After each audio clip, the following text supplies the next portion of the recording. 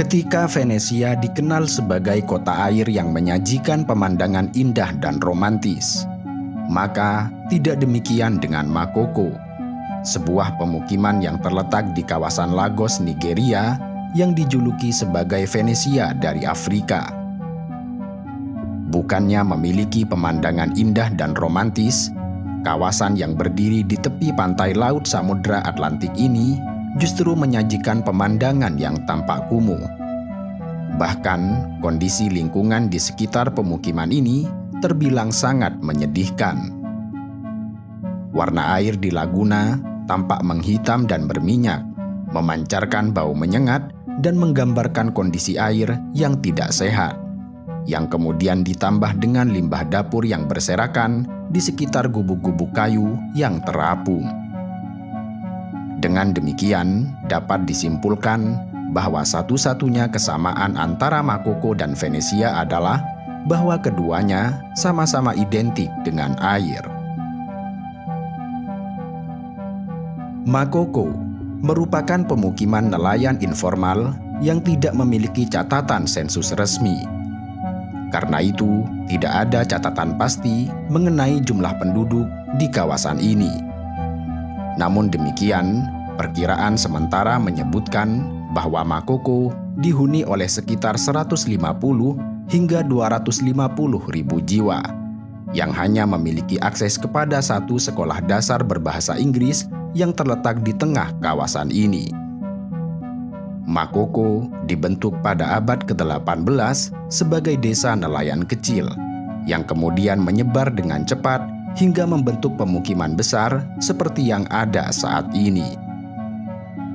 Pemukiman ini menjadi rumah bagi ratusan ribu pekerja migran yang berasal dari negara Afrika Barat yang berusaha mencari nafkah di Nigeria, di mana sebagian besar dari mereka bergantung pada sektor penangkapan ikan.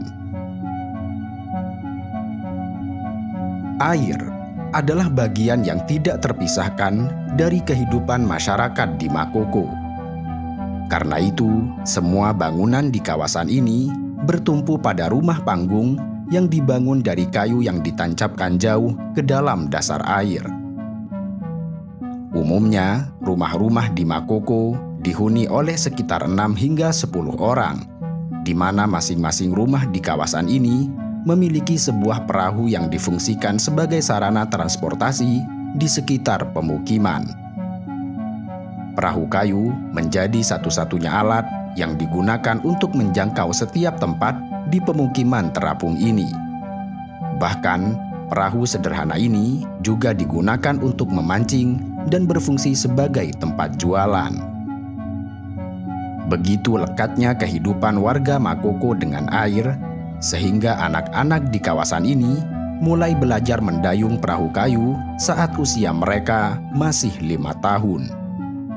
Demikian ini karena mendayung menjadi keterampilan utama yang diperlukan untuk bisa bertahan hidup di kawasan kumuh ini. Selama berpuluh-puluh tahun, Makoko tidak memiliki infrastruktur dasar untuk dikatakan sebagai pemukiman layak huni. Pemukiman ini bahkan tidak memiliki akses fasilitas dasar seperti air minum bersih, listrik, serta pembuangan limbah, sehingga membuatnya rentan terhadap bahaya lingkungan serta kesehatan. Jamban komunal yang digunakan bersama-sama antara rumah tangga, ditambah dengan air limbah yang mengalir langsung pada perairan tempat mereka tinggal, menjadikan air di kawasan ini tidak dapat lagi mendukung kehidupan laut. Di sisi lain, satu-satunya cara untuk mendapatkan air minum bersih adalah dengan membelinya dari vendor yang mendapatkannya dari lubang bor. Sementara itu, pemerintah setempat memang dengan sengaja tidak memberikan air gratis untuk warga di Makoko. Karena selain dianggap hunian yang ilegal, pemerintah sama sekali tidak menginginkan warga Makoko untuk tinggal di kawasan ini.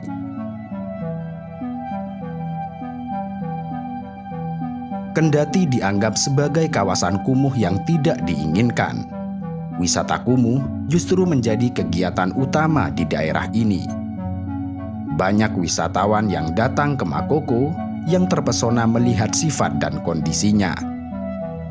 Salah satu daya tarik paling menawan di Makoko adalah sekolah terapung yang dirancang oleh tim arsitek yang membangunnya dari tong plastik yang memiliki ruang-ruang kelas serta taman bermain.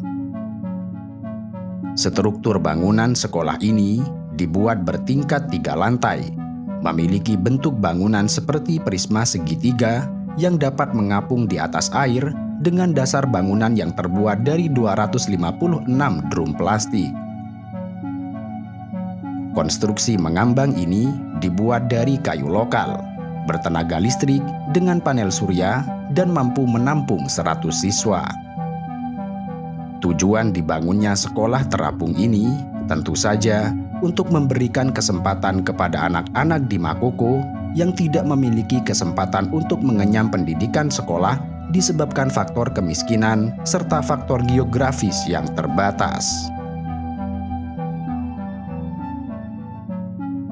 Meski mendapat banyak kunjungan dari wisatawan, warga Makoko jarang menyambut mereka dengan baik, sebab warga selalu waspada dan menganggap para wisatawan tersebut sebagai mata-mata dari pemerintah. Mereka juga sinis tentang fotografi karena mereka berpikir bahwa foto mereka dijual untuk keuntungan. Upaya pemerintah untuk menggusur warga Makoko dalam beberapa tahun terakhir telah menciptakan masalah yang lebih besar untuk merelokasi para tunawisma. Sebab warga percaya bahwa Makoko adalah satu-satunya budaya mereka dan karenanya harus dilestarikan oleh pemerintah. Perlakuan pemerintah terhadap warga Makoko menambah daftar kegagalan mereka dalam membangun kota Lagos. Pemerintah yang telah lama menginginkan Lagos menjadi kota raksasa megah yang dibangun di pinggir laut, dengan gedung-gedung tinggi serta kehidupan pinggir laut yang makmur dan tertata, kenyataannya berakhir dengan menyajikan kehidupan pinggir laut yang kumuh, berpolusi tinggi, dan sistem lalu lintas yang sangat berantakan.